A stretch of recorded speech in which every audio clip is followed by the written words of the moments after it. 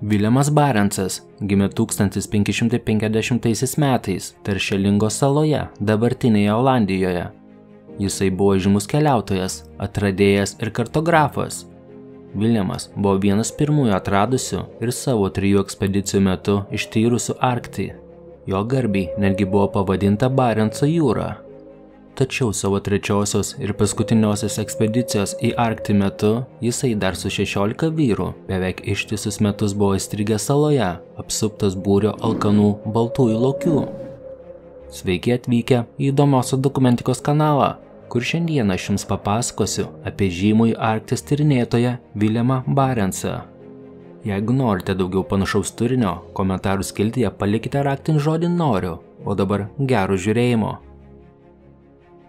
Patinka įdomioji dokumentika ir norite daugiau kokybiško turinio, ne tik apie mūsų supantį pasaulį, bet ir apie Lietuvos istoriją, prisidėkite prie turinio kokybės gerinimo, mus paremdami per Contribui platformą. Nuorodas rasite po kiekvieno video aprašymo. Taipogi galite prisidėti per YouTube ačiū funkciją, pasirinkdami paramos sumą. Jūsų palaikymas leistų mums tobulėti ir vystyti įvairiausių video projektus, tokius kaip Lietuvos miestų istorija. Pažinkime mūsų supantį pasaulį kartu su įdomiaja dokumentika.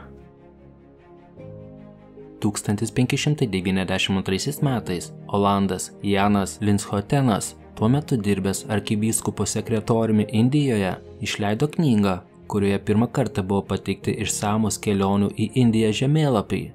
Tai labai paskatino Olandų susidomėjimą rytais. Tuo metu Portugalams priklausė prekybos su Rytų Indija monopolis.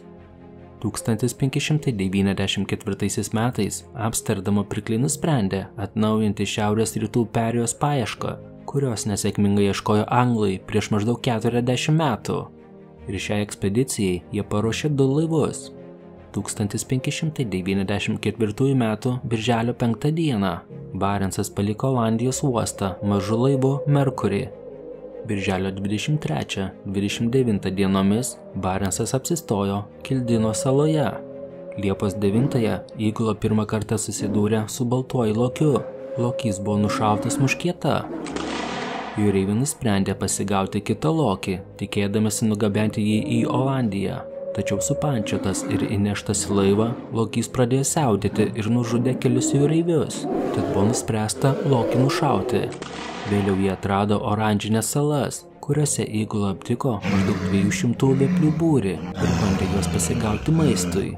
Jie naudojo kirvius, tačiau supratę, kad užduotis yra sunkesnė nei įsivaizdavo, jie išvyko turėdami tik keletą veplių ilčių.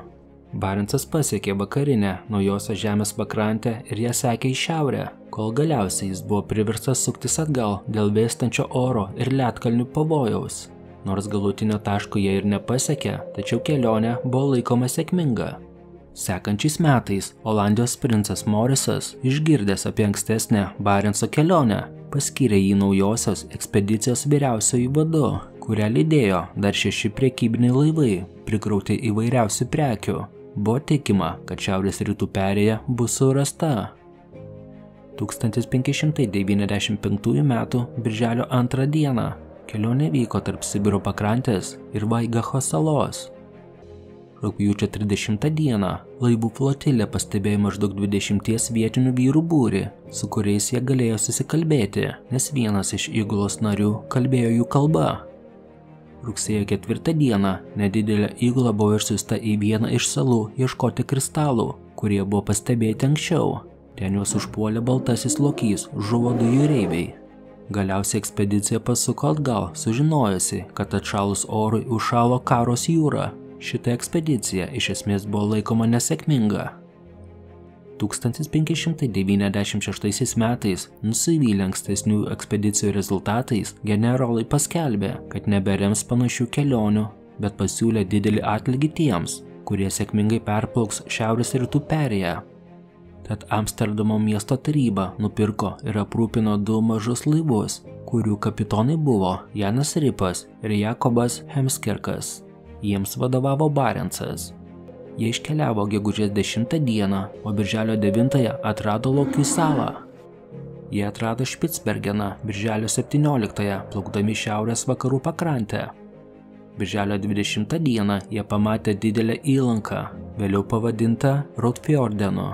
Birželio 21-ąją jie įsitvirtino tarp Cloven-Cliff ir Vogelsenk, kur pastatė postą. Birželio 25-ąją jie pasiekė Magdalene Fjordeną, kurį pavadino Tusko įlanka, atsižvelgdami ten aptiktas vėplio iltis.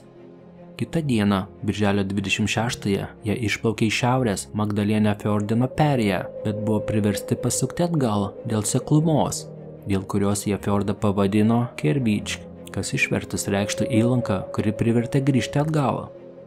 Birželio 28 dieną jie atplaukė į šiaurinį Prince Karsforden tašką, kurį pavadino Vogelheoku dėl daugybės ten matytų paukščių. Liepos 1 dieną laivas vėl atsidūrė Lokių saloje, dėl ko kilo nesutarimas tarp Barenco ir Reipo. Jie susitarė išsiskirti, Barensas toliau plauks į šiaurės rytus, o Ripas tiesiai į šiaurę, bandydamas kirsti tiesiai per šiaurės ašigalį, kad pasiektų Kiniją.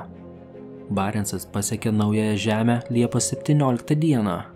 Norėdamas nepakliūti ledo spąstus, jis ketino plaukti Vaigačio sąsiaurio link, tačiau jų laivas įstrigo tarp milžiniškų ledo sankaupų. 17 žmonių įgula buvo priversta žiemoti ant užšalusios žemės. Po nesėkmingo bandymo ištirpdyti amžinąjį įšalą, įgula panaudojo dreifuojančią medieną ir medieną iš laivo, kad pasistatytų pastogę.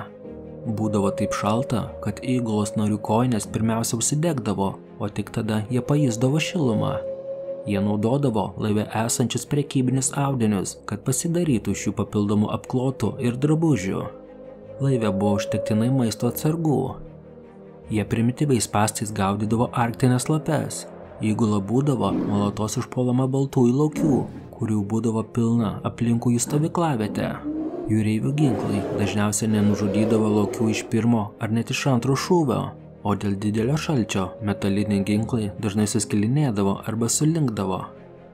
Iki birželio ledas vis dar tvirtai laikė apsupęs jų laivą, tačiau išvarginti jūreiviai pasiėmė 2 valtis ir jomis plaukė link Kolos pusiasalio. 1597 m. birželio 20 dieną Barensas mirė jūroje.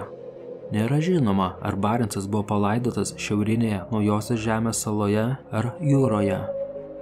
Prireikė dar 7 savaičių, kol valtis galiausiai pasiekė Kolos pusiasalį, kuriuos išgelbėjo Olandų prekybinis laivas, kuriam vadovavo ne kas kitas, o buvęs Barenso kapitonas Reipas, kuris jau buvo grįžęs į Olandiją ir išvyko į antrąją kelionę.